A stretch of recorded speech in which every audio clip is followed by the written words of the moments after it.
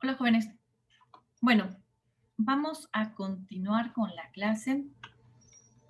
Hoy les voy a grabar la primera parte de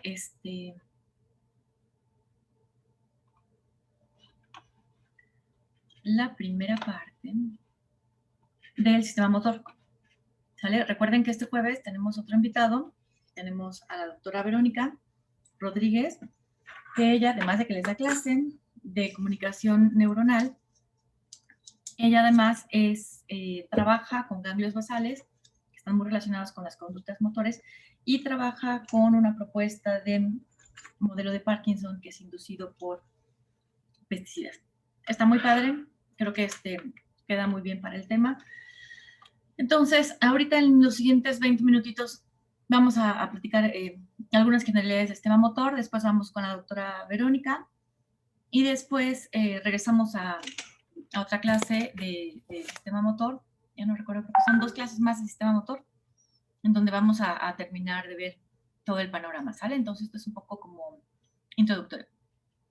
Bueno, entonces a ver, ya habíamos visto las características del músculo, vimos toda la parte bioquímica que explica este acople, excitación, contracción, la acetilcolina, la despolarización que viaja por los túbulos T, activa el retículo sarcoplásmico que libera calcio, el calcio es una la troponina C, eso hace que se liberen los espacios, la actina y la miosina se reconocen y se pueden contraer. Y hablamos mucho acerca de esto hace un año, pero ahora nos toca integrarlo a otro nivel, entonces ya no vamos a platicar acerca del músculo, sino nos vamos a ir a los siguientes niveles, ¿sale? La médula espinal, a la corteza, cerebelo, ganglios basales. Muy bien, entonces, pues las conductas motoras son realmente bastante complejas. Creo que a veces no nos damos cuenta de todas las cosas que tienen que ajustarse para que nosotros hagamos algo tan simple como poder acomodarnos el pelo, eh, sostener una taza. Imagínense sostener una taza que además puede tener agua y que mientras yo me la estoy tomando, el peso de la taza va cambiando y no se nos cae la mano porque la taza ya esté vacía, ¿verdad? Entonces, aquí representan un movimiento muy simple, que es un movimiento que de hecho, por ejemplo, se estudia mucho en los primates no humanos, para poder hacer registros. Pues supongamos que aquí está un sujeto y tiene que tomar una taza, como yo lo acabo de hacer. Primero, el sujeto pues está localizado en un lugar particular en el espacio, los hombros, las piernas, sus brazos, su cabeza, todo está orientado de una manera en particular. En este caso tiene la taza que está del lado derecho, se tiene que hacer un cálculo, a mí me parece impresionante siempre la biomecánica, un cálculo de cuál es el ángulo al cual tiene que ir. Pero para eso es importante saber, ya que sé a dónde quiero ir, pues tengo que saber cómo llegar ahí. Tengo que calcular el ángulo que tiene el brazo para poder moverlo al ángulo deseado. Tengo que además calcular cómo están los hombros, corregir muchas veces el hombro, el brazo, para poder alcanzar. Y esto, aunque ya se ve mucho más complejo de lo que generalmente lo hacemos de manera consciente, está todavía muy lejos de comprender cómo es este movimiento. Porque no solo eso, sino que yo tengo que hacer un ajuste postural. Cualquier movimiento que ustedes hagan tiene una repercusión en todas las partes de nuestro cuerpo. Si no lo tienen ustedes tan claro, acuerden alguna vez que tenían lastimado en la espalda, el abdomen, o que estaban adoloridos por hacer ejercicio, o se lastimaron la rodilla o algo. Se darán cuenta que se necesitan esas partes para muchas cosas y no necesariamente o directamente para ejercer un movimiento. Sobre todo los ajustes posturales y la retroalimentación continua de los sistemas somatosensoriales nos permiten hacer no solo el movimiento, sino el ajuste preciso cada segundo de cómo mover. Porque piensen ustedes, yo tengo aquí un ángulo, yo calculo el ángulo del brazo, del cuerpo, del brazo, el antebrazo, el hombro y muevo. Pero piensen que en cada momento que este brazo se está desplazando para que esta mano pueda tocar esta taza, ahora entonces ya tenemos otro ángulo, ya tenemos otra orientación y eso significa que hay que hacer otro ajuste. Es importante entonces por eso estar haciendo una lectura continua de los músculos, de las articulaciones y una retroalimentación somatosensorial que nos diga cómo hacerlo de manera precisa, cuando la velocidad es máxima y cuando vamos disminuyendo la velocidad para alcanzar algo. Entonces, todo esto no se puede llevar a cabo de una manera simple. Necesita realmente muchísimas estructuras. Lo primero que hemos visto, músculo esquelético. Platicamos un poco acerca de las motoneuronas. Hay varios circuitos espinales que son algunos muy simples, algunos más complejos. Y todo esto requiere de la información sensorial del músculo, la información sensorial de las articulaciones, en general la información postural. Y esto que son circuitos inferiores o motoneuronas inferiores, van a ser modulados por otros superiores. Entre esos, pues está la corteza motora, que va a actuar junto con los centros del tallo cerebral, y por supuesto van a estar siendo ajustados de manera continua a través del cerebelo y de los ganglios basales. ¿Okay? Entonces vamos a platicar un poquito acerca de esta parte y un poco acerca de esta. Con Vero vamos a hablar de los ganglios basales, vamos a regresar a hablar de cerebelo y a volver a tocar estos temas más en conjunto. Entonces, decíamos que los movimientos son complejos, ya estamos haciendo un movimiento que se le llama reaching, ¿no? Son un momento en donde yo simplemente alcanzo algo. Puedo tener un movimiento de grasping, yo literal, además tengo que extender los dedos y tomar algo. Y tenemos la locomoción que es muy compleja, en que tampoco tenemos una dimensión clara de la complejidad, pero que piensen que al mismo tiempo, cuando ustedes caminan y dan un paso con la pierna derecha, pues entonces, ¿cómo está ajustado su cuerpo, su cara, su peso? ¿Cómo se va balanceando el peso de un lado al otro cada vez que ustedes hacen un movimiento? Y entonces tenemos que tener comunicación entre nuestros dos segmentos. Acuérdense que en un momento nos hicimos seres, iba a decir bidireccionales, ¿no? Simétricos, bilaterales, perdón, bilaterales, pero para la locomoción, para el movimiento, necesitamos no solo que el lado izquierdo se comunique con el derecho y viceversa, sino también las extremidades superiores con las extremidades inferiores. Es fácil pensar en un perro que camina con 4 patas, ¿no? Que va alternando. Pero nosotros también movemos los brazos y las brazadas son muy importantes también, no solamente para mantener el equilibrio, sino también para tener un buen ritmo al momento de ejercer un movimiento simple. Y esto, pues lo podemos ver ejemplificado con el reflejo de ondulación, que se cree que a partir del reflejo de la ondulación evolucionan los circuitos para poder tener un movimiento con 4 extremidades y de ahí hacia volvernos bípedos. Y estos circuitos, aunque están en peces, en anfibios, en animales que podrían estar menos evolucionados, realmente pues son prácticamente los mismos circuitos, es la misma lógica. El sistema nervioso está construido de bloques y sí se han agregado grados de complejidad, por supuesto, pero estos patrones ya son muy complejos en el reflejo de ondulación y siguen siendo complejos.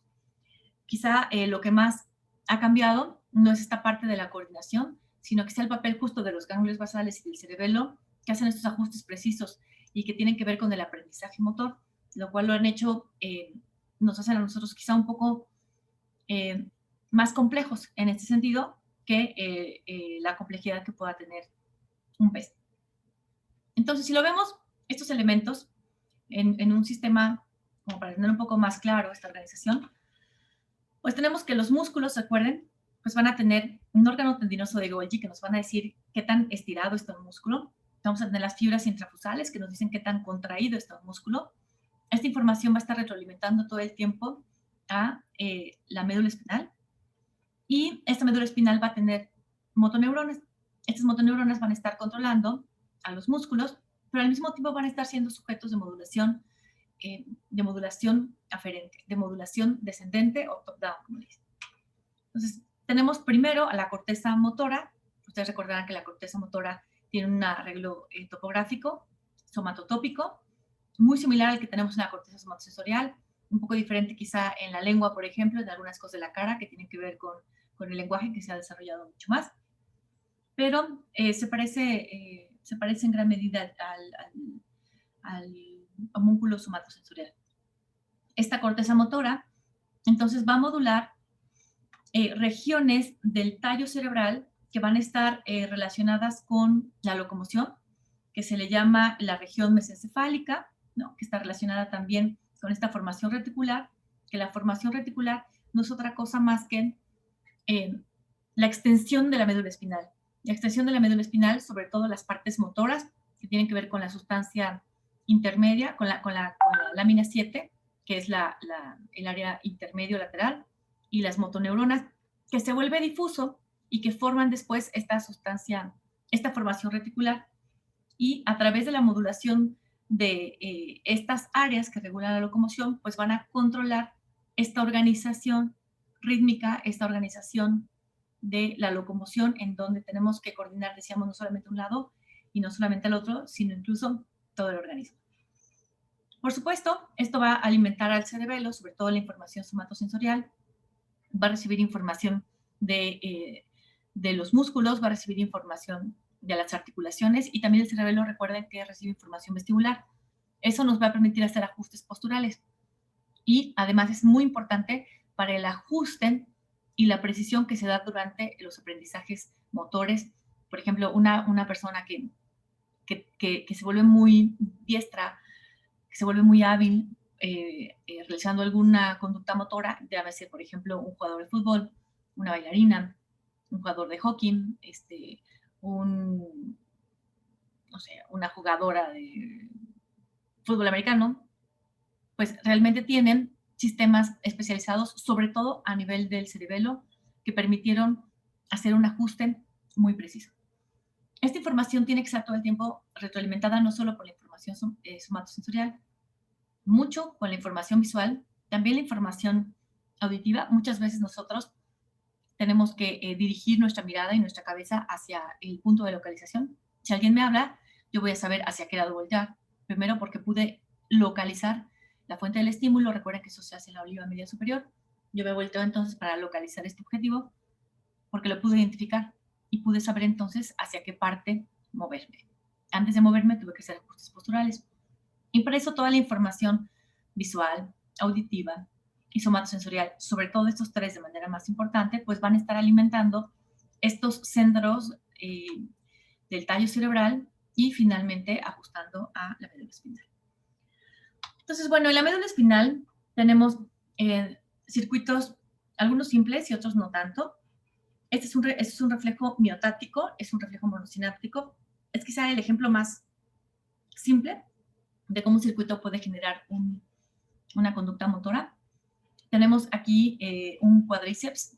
El cuádriceps está insertado aquí en la rótula, de tal manera que cuando este músculo se acorta, pues entonces se va a hacer más chiquito, se va a contraer, y entonces pues siempre va a mover el punto que tenga menos carga. En este caso, el punto que tiene menos carga, pues es este, porque sería muy difícil que moviera la persona que está aquí. Entonces lo que hace es desplazar justamente la, pues el, la pierna sobre el muslo. Sí, o sea, hace un proceso de extensión, ¿sale? Entonces, ¿qué ocurre? Si ustedes van al neurólogo o lo pueden hacer la prueba fácilmente con cualquier cosa, si ustedes se pegan en este tendón, lo que van a generar es un pequeño estiramiento del músculo. Este pequeño estiramiento del músculo va a ser detectado por estas fibras 1A que son sensoriales y a través de una sinapsis que establecen estas neuronas con las motoneuronas del asta ventral de la médula espinal, producen una contracción y en respuesta a esta contracción, entonces este pie se va a levantar y va a generar un efecto de extensión de la pierna. La pierna se acerca hacia en donde está el muslo. ¿Okay? Entonces, este es el reflejo más simple, es un reflejo monosináptico. Justo Elías nos decía que este reflejo monosináptico también se ve facilitado por estados de ruido. Lo mencionó brevemente en su plática. Sin embargo, pues esto es muy simple. Ocurre, por supuesto, pero esto nos da un grado un poquito más elevado de acción, ¿no? Y entonces tenemos músculos flexores y tenemos músculos extensores que tienen efectos antagónicos, mientras unos mueven en ese sentido, los otros mueven en el sentido opuesto. Y tienen efectos antagónicos y por lo tanto sus circuitos son inhibitorios. ¿Qué significa? Que si yo quiero activar un músculo flexor, debo de inhibir al músculo extensor. Si quiero activar el músculo extensor, tengo que inhibir al músculo flexor. ¿Y cómo ocurre? Bueno, pues ocurre por estos circuitos espinales, estos circuitos segmentales, en donde la información no siempre hace contacto con las motoneuronas. En el caso de las fibras 1B, van a hacer contacto con las interneuronas que están en esta asta intermedia. Estas interneuronas van a hacer entonces a su vez una sinapsis con las motoneuronas. Entonces, generalmente en la médula espinal, casi no lo he visto en la corteza, pero en la médula espinal sí se estila todavía esto, que las interneuronas inhibitorias se pintan de negro. Entonces, si alguna vez no saben y están hablando de la médula espinal, vean el color. Esta siempre va a ser una interneurona inhibitoria y es una interneurona facilitadora. Lo que dice aquí es que esta información va a activar por un lado una interneurona inhibitoria y por otro lado va a activar una interneurona facilitadora, de tal manera que una activación de glutamato va a activar a la inhibición y va a activar a la activación, y por lo tanto el efecto sobre esta es el que viene aquí indicado. Esta es una inhibición y el efecto sobre esta es una facilitación. Entonces, cada vez que ustedes tienen que hacer una contracción del bíceps, el tríceps tiene que relajarse. Esto es utilizado incluso para terapias. Si yo tengo, por ejemplo, una contracción, un aumento del tono muscular, porque hay un exceso de trabajo, por ejemplo, del bíceps. Se contrae el músculo del bíceps. Entonces, pues voy con el terapeuta y le digo, oye, es que tengo aquí una lesión y me duele muchísimo y está muy duro mi músculo. Hay varias maneras de tratar esta patología. Entonces, puede ser que el terapeuta pues ponga calor, que ponga corriente, que relaje el músculo, pero otra manera también es activar el antagónico. Entonces, yo puedo decirle al paciente, bueno, a ver, vas a empujar con mi mano con toda tu fuerza y hacer esto, ¿no? Trata de llevar mi mano hacia abajo. Entonces, cuando el paciente trata de llevar mi mano abajo, lo que está activando es el tríceps. Y al activar el tríceps, que es este músculo extensor, va a activar circuitos inhibitorios para que se inhiba el flexor. De esta manera, utilizamos los propios mecanismos o circuitos segmentales para inhibir al flexor y promover su rehabilitación. Entonces pueden imaginar que este circuito que está inhibiendo entre uno y el otro, pues está también en el otro sentido. De tal manera que siempre la activación de un músculo antagónico va a inhibir al otro antagónico, llámese flexor o extensor. Y esto realmente decíamos que es un poco todavía más complejo, porque decíamos que para que se dé la marcha o para que se dé simplemente el movimiento de una extremidad necesitamos hacer una compensación de la extremidad contralateral. De tal manera que tenemos aquí los extensores y tenemos aquí los flexores. Entonces viene un ejemplo en donde, ¿qué pasa si hay una persona que se pica, que se entierra algo? Ustedes, si alguna vez les ha pasado, es impresionante, pero conforme empiezan a sentir que se está enterrando un clavo en su pie, no terminan de dar el paso, inmediatamente retiran. Eso ocurre rapidísimo. Esto, pues, va a viajar por información, por fibras que transmiten información somatosensorial. En este caso son fibras A delta. Acuérdense que son las fibras que transmiten información nociceptiva rápida, a diferencia de las fibras C, que son las lentas. Y esta información, vean cómo se ramifica. Por un lado, por supuesto, va a producir el retiro de esta extremidad, pero por otro lado, de manera importante, tiene que hacer el efecto opuesto en el lado contralateral. Entonces, mientras aquí vamos a hacer una flexión para retirar el pie, aquí tenemos que hacer una extensión. Entonces, piensen que su pierna está extendida, está recta, está derecha, con fuerza suficiente para aumentar la carga y que si yo levanto un solo pie, el que está extendido, sea capaz de mantener la postura. Por supuesto, esto otra vez lo estamos viendo nada más a nivel de las extremidades. Piensen que también el abdomen, la espalda, el cuello, absolutamente todo se corrigió. ¿Sale? Y entonces tienen estos sentidos opuestos. Mientras en un músculo extensor se está inhibiendo, en el otro músculo extensor se va a estar activando. Y así de manera cruzada. ¿Y cómo? Bueno, pues otra vez activando ahora los propios sistemas segmentales que hablábamos aquí. Estos sistemas segmentales se reutilizan. En general, en las neurociencias van a ver que un sistema que está puede servir para una cosa, para otra, para otra, para otra. No creen que tienen un circuito para una cosa, un circuito para otra, sino se usan estos mismos circuitos. Entonces, vean, estos que tenemos para producir la contracción de uno y la extensión del otro, o viceversa, pues son estos mismos segmentos los que nos sirven para poder contraer y estirar dependiendo de cuál sea el acto, ¿sale? Siempre se va a hacer lo opuesto. Entonces, yo voy a producir una extensión en uno, el otro entonces va a producir una flexión. Si en el otro pie voy a producir una flexión, en el otro tengo que producir una extensión. Siempre se va a hacer lo opuesto. Dependiendo de cada caso es como se va a ajustar, pero siempre va a ser opuesto en el lado contralateral. Si no, imagínense, yo flexiono la pierna derecha y flexiono la pierna izquierda, pues me cae. Entonces tiene que estar el efecto opuesto y lo hacen a través de la activación de interneuronas inhibitorias y excitatorias a través de estas interneuronas que están en los circuitos espinales. Bien, entonces también se pueden imaginar que tenemos una somatotopía en la médula espinal. Primero, si recordarán, las partes de la médula espinal, pues tenemos las partes cervicales, que están justo aquí por debajo del atlas, tenemos las partes torácicas, las partes lumbares y las partes sacras, ¿sale? Y si yo marco, puedo hacer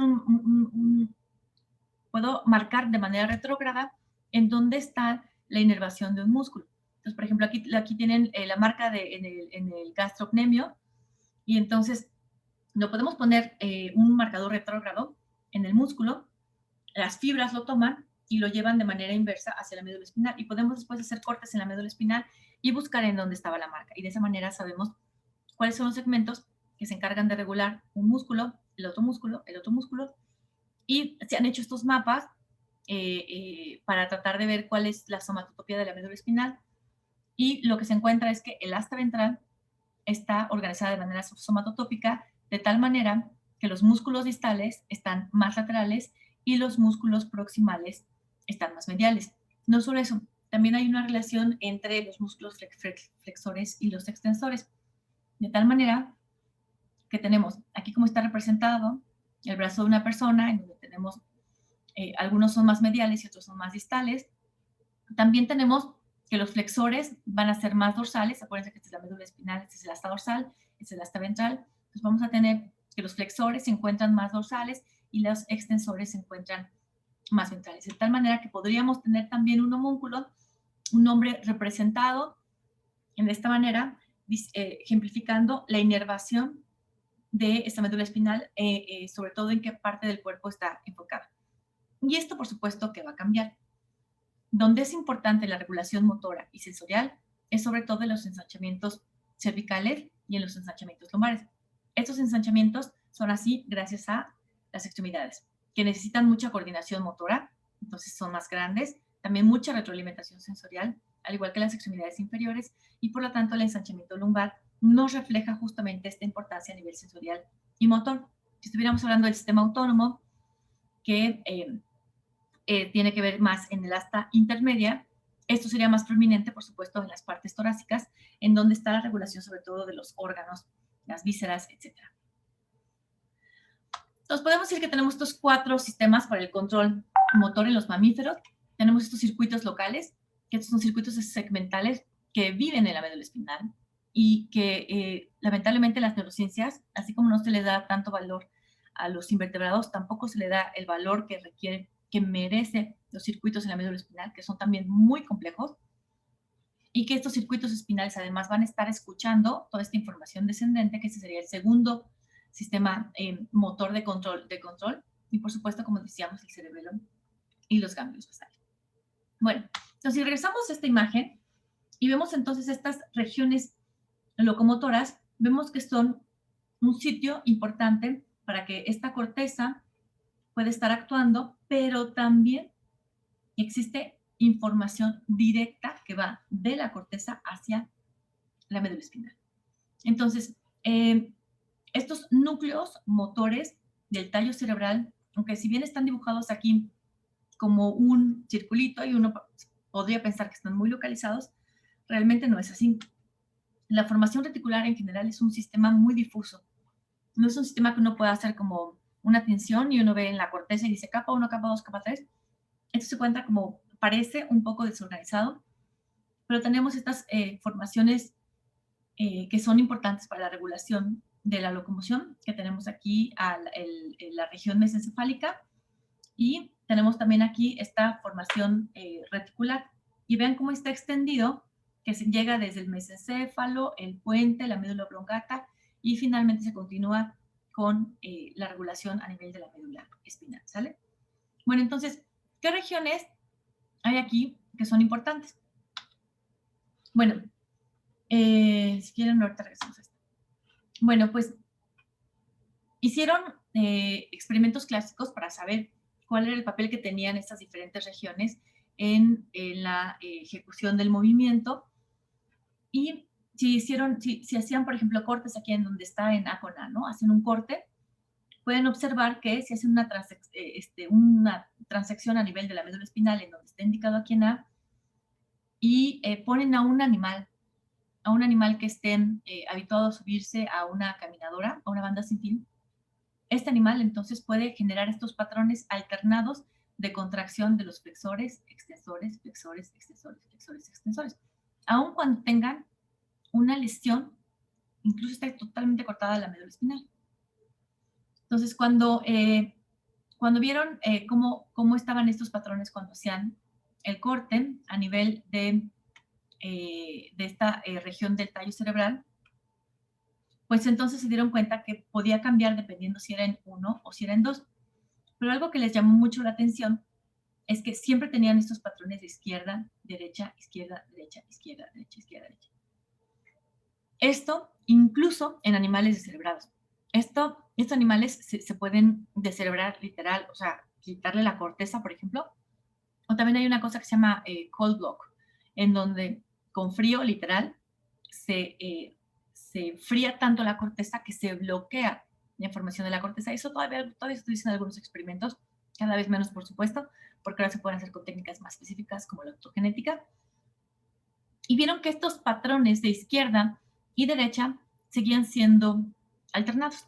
Entonces eran regiones independientes que organizaban estos patrones y les llamaron CPGs, o en español es generador de patrones centrales, ¿no? Central Pattern Generators. Entonces estos es muy interesante. Yo alguna vez los vi sin querer. Estaba trabajando con una preparación de la médula espinal y yo estaba poniéndole bicuculina. Bicuculina es un antagonista de GABA-A. El animal estaba totalmente anestesiado, ¿no? Inmóvil, fijo de las vértebras y del cráneo, totalmente inmóvil. Y yo tenía que ponerle un poco de bicuculina. Pero en lugar de ponerle un poco, no recuerdo qué pasó, pero le puse mucho más. Y literal, el animal empezó a andar. Así, totalmente anestesiado, totalmente fijo, con un patrón perfecto, inició la marcha. Entonces, ¿qué significa este experimento? Bueno, ya después lo comenté en el laboratorio y dije, no, hombre, empezó a caminar la rata horrible. Y me dijeron, pues sí, es que le pusiste mucha bicuculina y entonces se activaron estos patrones. ¿Qué significa? Que estos patrones alternados de izquierda y derecha, de flexores y extensores, que además son bilaterales, son independientes del control de la corteza, de los ganglios basales, e independientes del control del cerebelo. Estos pueden, una vez que se inician, pueden simplemente mantenerse con los segmentos espinales. Y con este experimento de la bicuculina les puede quedar claro entonces que esto está inhibido tónicamente. Entonces el GABA está aumentando su liberación todo el tiempo, está bañando el sistema. Y si yo quito el GABA, porque eso es lo que hace la bicuculina, es un antagonista de GABA-A, si yo quito el GABA, entonces estos patrones se echan a andar, ¿no? Y se activan. Entonces, ¿cuáles son los mecanismos para que yo tenga estos patrones alternados entre flexores y extensores? Bueno, pues el circuito que lo puedo explicar es muy simple. Es una retroalimentación negativa entre el extensor y el flexor, de tal manera que cuando el extensor se activa una interneuron inhibitoria y esta inhibe al flexor, y la inhibición inhibe la inhibición y por lo tanto facilita. De tal manera que se genera este circuito que no es que no es tan difícil de encontrar. La lógica es lo mismo que tenemos, por ejemplo, en los colibríes. Entonces, si yo hago la elevación de las alas, pues entonces se estira el músculo, entonces, perdón, se contrae el músculo, el otro músculo se estira, se contrae y entonces se bajan las alas. De tal manera que subir y bajar las alas, en el caso de los colibríes, están funcionando a través de la contracción y el estiramiento de los músculos que tienen efectos antagónicos. Aunque sea lo mismo, solamente que son las interneuronas inhibitorias que forman esta inhibición recurrente entre los sistemas y generan esos patrones alternados, de tal manera que cuando uno está activado, inhibe al otro y esta inhibición, pues después inhibe la inhibición y entonces facilita ese sistema y entonces tenemos este patrón alternado, ¿no? Y estos patrones generadores de locomoción van a estar siendo modulados por estas vías descendentes, pero lo que sí les puedo decir de manera como experiencia propia es que sí están inhibidos tónicamente por GABA y que si alguna vez tienen la oportunidad de verlo, van a ver que si le ponen GABA, el animal activa la locomoción y se van a asustar un poquito. Bueno, entonces, ¿qué hace la corteza? Pues justamente la corteza motora puede incidir directamente sobre estos patrones de generador de locomoción para iniciar un movimiento, ¿sale? Entonces, si yo tengo el deseo de tomar el agua, voy a tener que hacer una planeación del movimiento y eso va a activar movimientos alternados entre los flexores y los extensores que lo puede comandar la corteza. Más adelante, en la siguiente clase vamos a ver mecanismos más en detalle de cómo le hace la corteza para hacer estos efectos, pero lo puede hacer entonces a través de modificar estos patrones alternados del flexor y del extensor, pero también de manera muy interesante lo puede hacer directamente sobre la médula espinal. Y eso sí es muy raro, porque generalmente la información de la médula espinal hacia la corteza pasa por el tálamo, pero también de la corteza hacia la médula espinal pasa por muchísimas regiones. Entonces, este tracto es el único que viaja de manera directa y se le llama tracto córtico espinal. Entonces, su nombre lo dice, córtico se origina en la corteza motora, y espinal, pues va a los diferentes segmentos de la médula espinal. Este sistema córtico espinal, ya les había comentado alguna vez que se tarda muchísimo en desarrollarse. Se desarrolla a partir del año y está más o menos ya bien establecido hasta los 2 años. En el caso de los humanos, tiene que ver con el inicio de la marcha, tiene que ver con que nosotros podamos pararnos y ejercer un movimiento coherente, ¿no? Por eso es que un bebé no puede caminar. Ahora, quizá por ahí habrán visto en Facebook unos videos. Hay uno muy impresionante de un niño que es como muy grandote, que acaba de nacer, que lo toman y que lo mueven. Entonces, si nosotros hacemos estimulación plantar, estimulación somatosensorial plantar en un bebé recién nacido, o sea, si lo ponemos en una sabanita, lo levantamos un poquito y así, suavecito que roce, con esa estimulación somatosensorial, ¿qué creen? Se activan esos patrones de locomoción. Y el bebé entonces puede ejercer este movimiento. Eso ocurre en los primeros, desde el momento en el que nace, eventualmente después se pierde porque ya se establece este tracto córtico espinal, que es el que realmente va a coordinar estos movimientos y que estos movimientos además sean finos. Entonces, ese tracto córtico espinal se origina de la capa 5 de las áreas motoras. La capa 5, recuerden que es un área de salida y al igual que la capa 6. En esta capa 5 hay muchas neuronas que van a proyectar a diversos lugares. Hay neuronas, por ejemplo, que van hacia el núcleo rojo. El núcleo rojo también tiene que ver con la regulación motora. Estas neuronas de la capa 5 van a regular el... Ay, se me fue ahorita el otro. Ahorita me acuerdo, ¿no? Van a regular a diversas estructuras subcorticales que también tienen un efecto motor que van por ejemplo, del núcleo rojo hacia la médula espinal, es el tracto rubro espinal, ¿sale? Pero además de que tiene estas poblaciones de estructuras subcorticales que eventualmente van a proyectar a la médula espinal, les digo que también esta tiene la capacidad de proyectar de manera directa hacia la médula espinal, ¿sale? Entonces, se origina en las cortezas motoras, los axones de estas neuronas forman la cápsula interna que justamente va a viajar hacia anterior de los ventrículos laterales, pues en general de todos los ventrículos, todo el sistema ventricular, viene esta cápsula interna y va a formar lo que son los pedúnculos cerebrales. Eh, no sé si, no sé si se acordarán de las secciones, pero si no, traigo una imagen de la próxima, para la próxima clase, porque no traje ninguna, pero los pedúnculos cerebrales se ven claramente en el cerebro a nivel macroscópico, están en la parte ventral, están pues por abajo de los colículos superiores, es que por eso les hago de los ojos, y son un tractos, son fibras de sustancia blanca que sobre todo están formados por este tracto córtico-espinal. Entonces forman estos que se llaman basis pedunculi, pero que también se les conoce como pedúnculos cerebrales. No se confundan con los pedúnculos cerebelosos. Esos son tractos que comunican al tallo cerebral y a la médula espinal con el cerebelo. Estos son pedúnculos cerebrales porque se originan de la corteza cerebral. Entonces, esto a nivel del puente se van a ramificar en tres regiones, que son estas basis pontis, y después a nivel de la médula se va a decusar, y es lo que se le llama la decusación de las pirámides. Y esta decusación de las pirámides ocurre para la mayoría de las fibras que vienen de la corteza motora. Entonces, otra vez, ¿se acuerdan que decíamos que la información es cruzada de la información somatosensorial, de la información visual, de la información gustativa, etcétera? Bueno, pues eso también ocurre para el sistema motor.